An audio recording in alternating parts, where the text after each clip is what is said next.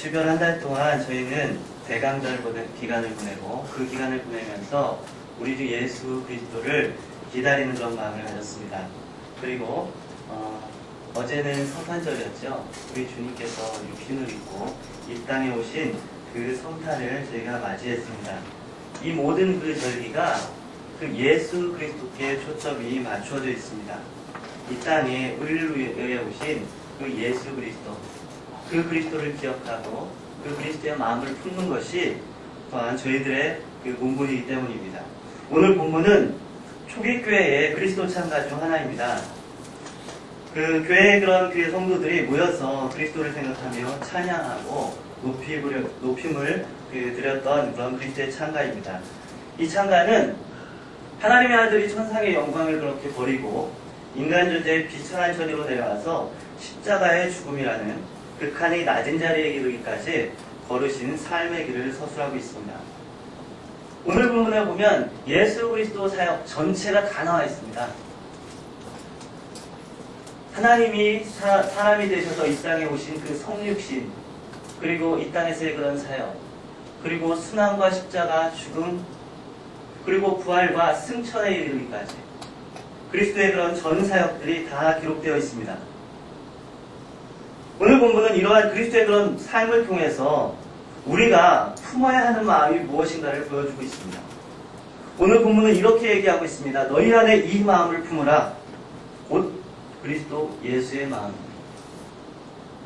우리가 품어야 될 그런 마음이 있는데 그 마음은 바로 다른 것이 아니라 예수 그리스도의 마음이라는 것입니다. 여러 가지 마음이 있지만 우리의 마음을 빼앗아가는 여러 가지가 있지만 우리가 따르고 품어야 될 마음은 예수 그리스도의 마음이라는 것이죠. 그러면 우리가 품어야 될 예수 그리스도의 마음, 그것은 무엇일까요? 첫째는 겸손한 마음입니다. 6절과 7절 말씀 같이 한번 읽겠습니다. 6절, 7절입니다. 그는 근본 하나님의 본체시나 하나님과 동등됨을 취할 것으로 여기지 아니하시고 오히려 자기를 비워 종의 형체를 가져 사람들과 같이 되셨고. 이 구절에서 우리가 본받아야 되는 예수님의 그런 겸손, 그 겸손이 두 가지 형태로 나타납니다. 첫째는 예수님께서 하나님과 동등됨을 취하지 아니하신 것입니다. 겸손의 모습이 하나님과 동등됨을 취하지 아니하신 것이라는 거죠. 예수님은 하나님의 본체셨습니다. 다시 말해서 하나님이셨다는 말입니다. 하나님으로서 마땅히 받아야 될 영광과 능력과 존귀가 있습니다. 예수님께서는 그러한 것들을 받으시기에 마땅한 분이셨다는 말입니다. 그런데 그러한 하나님으로서의 권리를 포기하셨습니다. 그것이 바로 여기서 얘기하는 하나님과 동등됨을 취하지 아니하셨다는 말입니다. 당연히 누려도 되는 것을 누리지 않았다는 것이죠. 예수님께서는 그분께서 마땅히 누려야 되고 당연히 그것을 누려도 어느 누구도 뭐라고 할 수 없는 그러한 것들을 스스로 누리지 않았다는 말입니다. 이것이 첫 번째 겸손의 모습입니다. 두 번째 예수님의 겸손의 모습은 사람들과 같이 되신 것입니다. 바로 하나님이 사람이 되신 성육신을 말합니다. 창조주께서 친히 피조물과 같이 되신 것이죠. 하나님과 동등됨을 취하지 아니한 것이 당연히 누려도 되는 것을 누리지 않는 것이라면 사람들과 같이 되신 것은 하지 않아도 되는 것을 한 것입니다. 굳이 예수님께서 이러실 필요가 없어요. 그러지 않으셔도 예수님 스스로는 문제가 없습니다. 예수님은 시간과 공간과 육체의 제약을 받으실 필요가 없는 분이셨습니다. 하지만 스스로 사람과 같이 되기 위해서 그러한 제약을 받으셨다는 것이죠. 여러분, 같이 되는 것은 힘든 일입니다. 특별히 나보다 못하다고 생각하는 사람과 동일시하는 것은 참으로 어렵습니다. 나보다 못하다고 생각하는 사람과 나를 비교해서 너도 그러냐? 그렇게 얘기를 한다면 자존심이 상하죠. 나보다 못한데. 그것이 인간의 마음입니다. 그런데 주님은 사람들과의 관계, 그 높낮이와 비교할 수도 없는 높으신 분이신데, 영광스러우신 분이신데, 주님은 자신이 창조한 피조물과 같이 되신 것입니다. 이렇게 주님께서 마땅히 받으실 것을 포기하면서까지, 또한 하지 않아도 되는 것, 그것을 하면서까지 겸손의 모습을 보이신 것은 바로 우리를 사랑하시기 때문에, 그만큼 그 권리를 포기하면서까지, 또한 자신을 제약하시면서까지 우리를 사랑하셨다는 말입니다. 이것이 하나님이 사람이 되신 예수 그리스도의 겸손한 마음입니다. 하나님께서는 우리도 이 예수님의 겸손한 마음을 갖기를 원하십니다. 우리에게도 예수의 마음을 본받아라, 예수의 마음을 품으라고 말씀합니다. 성경은 많은 곳에서 겸손에 대해서 강조하고 있습니다. 잠언 29장 23절에 보면 사람이 교만하면 낮아지게 되겠고 사람이 마음이 겸손하면 영예를 얻을 거라고 말하고 있습니다. 잠언 18장 12절에서는 사람의 마음이 교만은 멸망의 선봉이요 겸손은 존귀의 앞잡이니라 말하고 있습니다. 이사야서에서도 겸손한 자가 여호와를 인하여 기쁨을 더하겠다고 겸손에 대해서 강조하고 있습니다. 하나님께서도 이렇게 겸손한 자에게 복 주시고 겸손한 자를 존귀히 여기신다고 말씀하고 있는 것이죠. 그런데 이렇게 겸손이 중요하고 하나님께서 기뻐하신다는 것들을 알겠는데 문제는 이 겸손이 어렵다는 것입니다. 이 쉽지 않다는 거죠. 어느 사막에서 수도하는 수도사가 있었다고 합니다.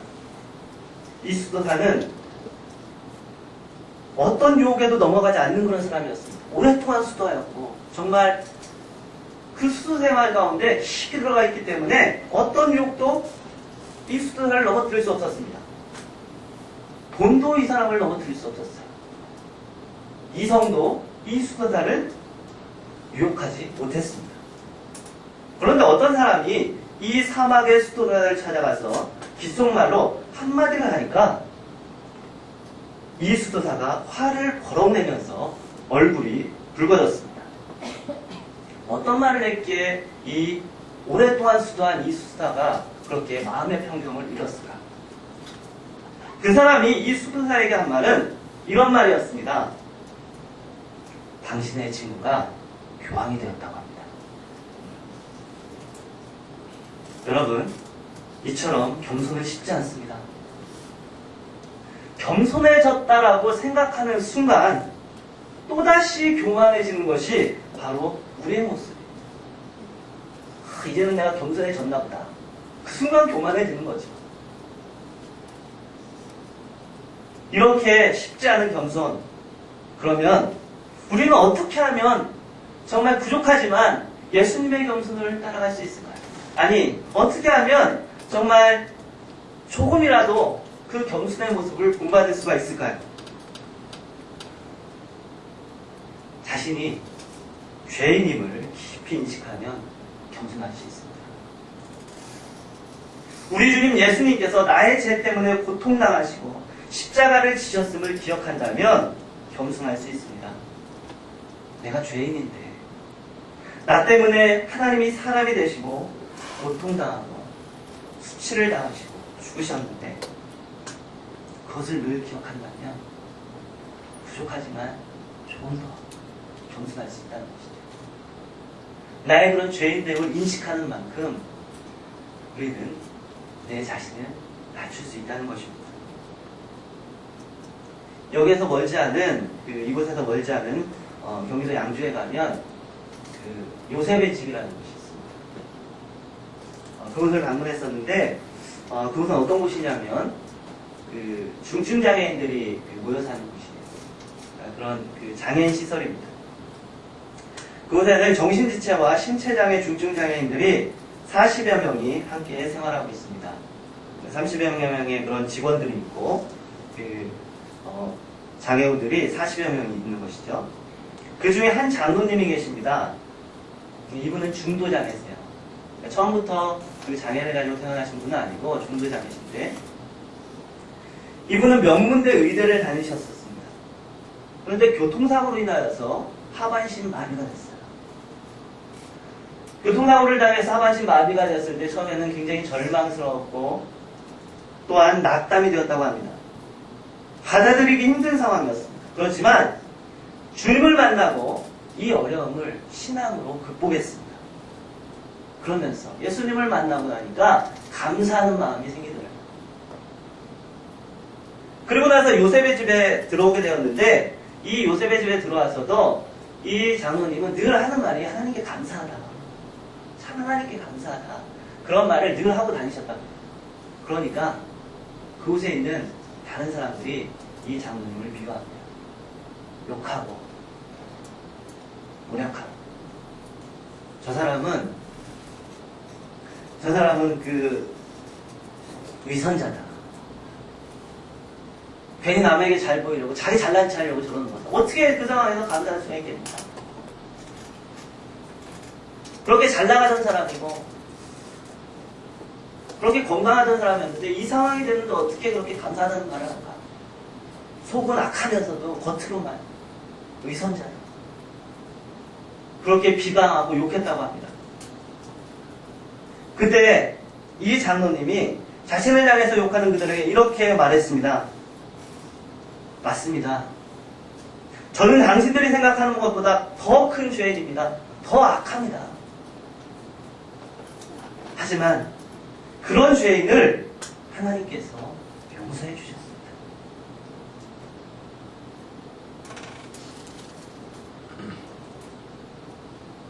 자신의 죄를 용서해 주신 하나님을 이렇게 고백하고 나니까 그 다음부터 그 집의 분위기가 바뀌었습니다. 장로님을 욕하고 모략하는 사람들이 이제는 진정으로 그분을 따르게 되었습니다. 지금도 그분은 그곳에서 정말 영적인 지도자로 그곳에 계십니다. 그분이 이런 말씀을 하시더군요. 그곳에 직원이 30여 명 되는데 믿지 않는 사람도 많다고 합니다.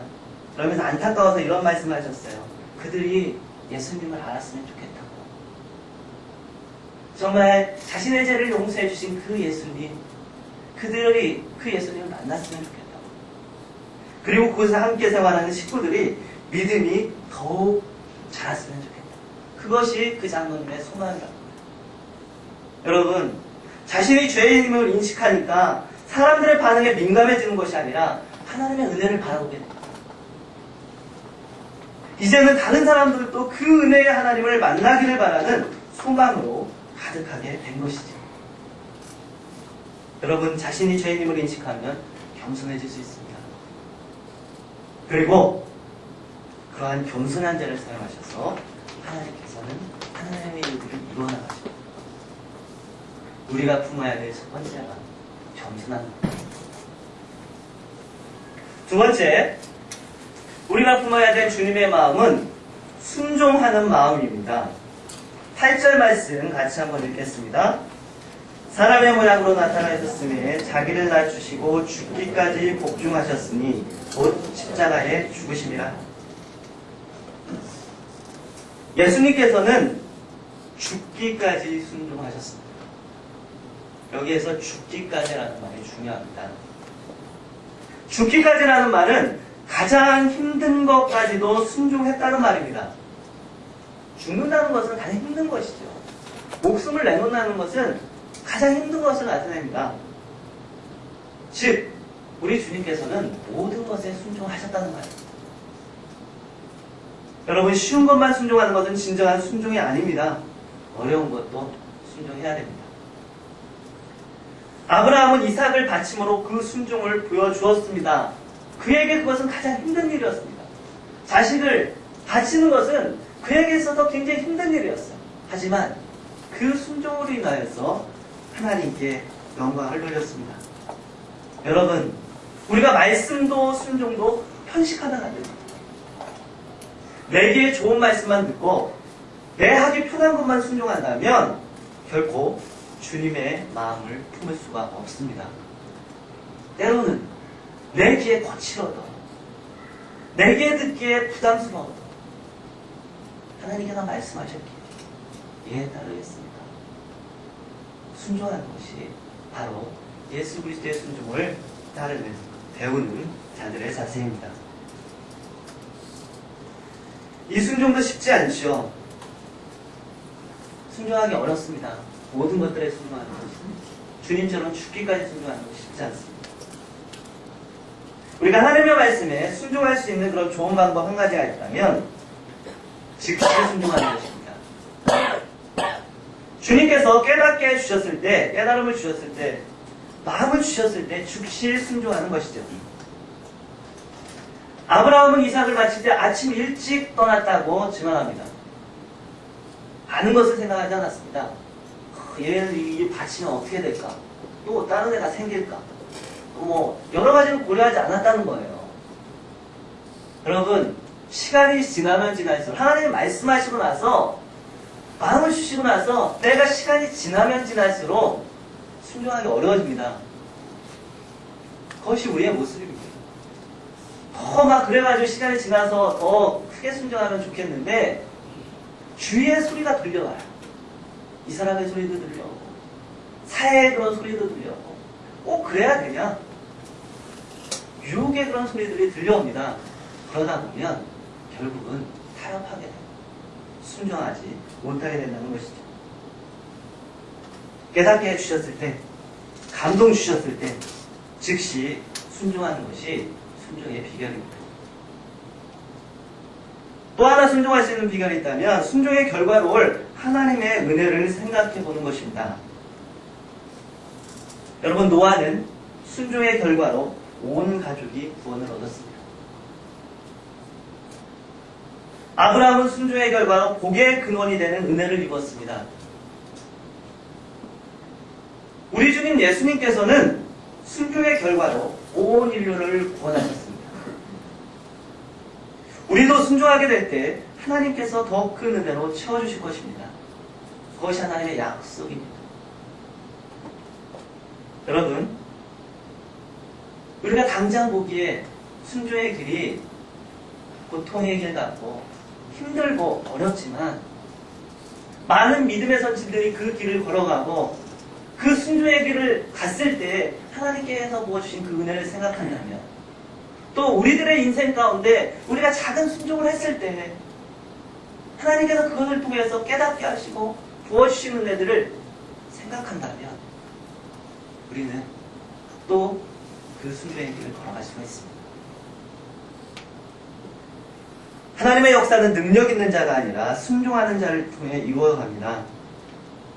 많은 재주와 능력이 아니라 하나님의 말씀에 우직하게 순종하여서 그 발걸음을 내딛는 자를 통해서 하나님께서 일하신다는 말입니다. 여러분, 우리가 품어야 될 주님의 마음, 바로 순종하는 마음입니다. 이렇게 겸손하고 순종하는 자에게 하나님께서는 어떤 복을 주실까요? 오늘 9절에서 11절 말씀을 통해서 이 예수 그리스도께서 겸손과 순종의 그런 그 분을 보여주셨을 때 어떤 그 은혜를 입었는지 또한 보여주고 계십니다. 먼저는 겸손하고 순종하는 자에게는 하나님이 높여주십니다. 9절, 10절 말씀을 같이 한번 읽겠습니다. 이러므로 하나님이 그를 지극히 높여 모든 이름 위에 뛰어난 이름을 주사 하늘에 있는 자들과 땅에 있는 자들과 땅 아래에 있는 자들로 모든 무릎을 예수의 이름에 꿇게 하시고 하나님이 높여주신다는 것이죠. 여러분, 사람이 높여주기를 기대하지 마십시오. 우리가 겸손히 주님을 따르고 또한 하나님의 말씀에 순종하여 나가면 하나님께서 우리를 높여주십니다. 하나님께서. 사람이 우리를 높여주면 얼마나 높여주겠습니까? 하지만 하지만 하나님께서 우리와 함께 하시고 하나님께서 우리를 높여주십니다. 그 자리는 하나님의 영광의 자리. 또 한 가지 겸손하고 순종하는 자에게 하나님께서는 하나님께 영광을 돌리게 하십니다. 그런 자를 통해서 하나님께서 영광을 받으신다는 것이죠. 11절 말씀 읽겠습니다. 모든 입으로 예수 그리스도를 주라 시인하여 하나님 아버지께 영광을 돌리게 하셨느니라. 자신을 드러내지 않고 하나님을 드러내기 때문에 이 겸손한 자와 순종한 자는 온전히 하나님께 영광을 돌리게 된다는 것입니다. 그 삶 자체가 하나님의 영광을 드러내게 되는 삶이 된다는 것이죠. 여러분, 오늘 말씀을 통해서 하나님께서는 우리에게 예수 그리스도의 겸손과 순종의 모습을 본받으라고 말씀하십니다. 어느 목사님이 성육신하신 예수님의 겸손과 순종을 묵상하며 쓰신 시가 있습니다. 그 시의 일부를 소개하겠습니다. 당신은 아시나요? 사람들이 얼마나 하나님처럼 되고 싶어 하는지. 그러다 못내 안타까워 하나님은 없다고 머리를 흔드는지. 당신은 아시나요? 그런데 왜 하늘의 하나님은 이 반역자들의 세상에서 오히려 사람이 되셨는지. 당신은 아시나요?